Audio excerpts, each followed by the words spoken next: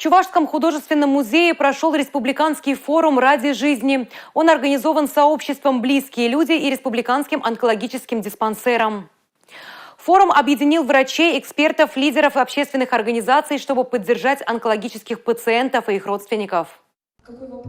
Создатель и председатель сообщества «Близкие люди» Елена Хрустцелевская объединила более 400 онкобольных из разных регионов страны. Это дело посвятила своему папе, который, как и она, столкнулся с онкологическим заболеванием.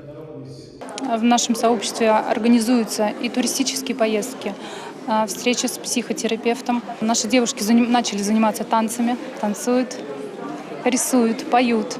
То есть у нас встреча с писателями. У нас была и Дарья Донцова, Евгений Водолазкин, который, кстати, дал название фотосессии «Идти бестрепетно».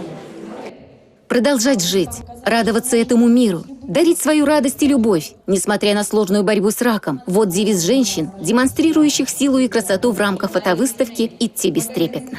Про наше сообщество «Близкие люди» я узнала через интернет в 2022 году. Там очень много полезного.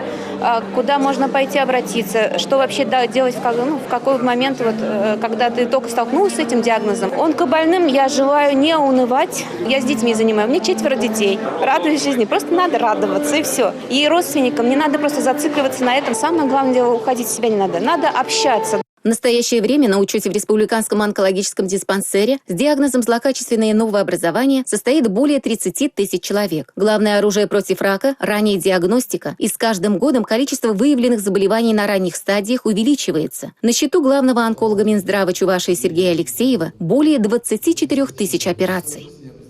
На ранних стадиях обращается 62% в Чувашской республике. В целом по Российской Федерации число намного ниже, оно составляет 58-59%. Радует то, что количество пациентов, которые прожили 5 лет и более, их число из года в год увеличивается. Приглашенный писатель, автор романа «Баловень судьбы. Как я пережил рак» Сергей Федоров поделился тем, как 6 долгих лет боролся с болезнью и победил. Его книга интересна и онкопсихологам, и врачам. Она помогла многим людям преодолеть тяжелейшие испытания и не отчаиваться. В 2018 году, 24 октября, мне лечащий врач в Израиле сказал о том, что я вас поздравляю, вы больше не онкобольной, у вас не будет рецидива. Для меня это была какая-то фантастическая новость. Также в программе форума прошли тематические сессии по реабилитации, психологической поддержке онкобольных, питанию и образу жизни, оформлению инвалидности и получению социальных мер поддержки. Надежда Морозова и Игорь Зверев, Республика.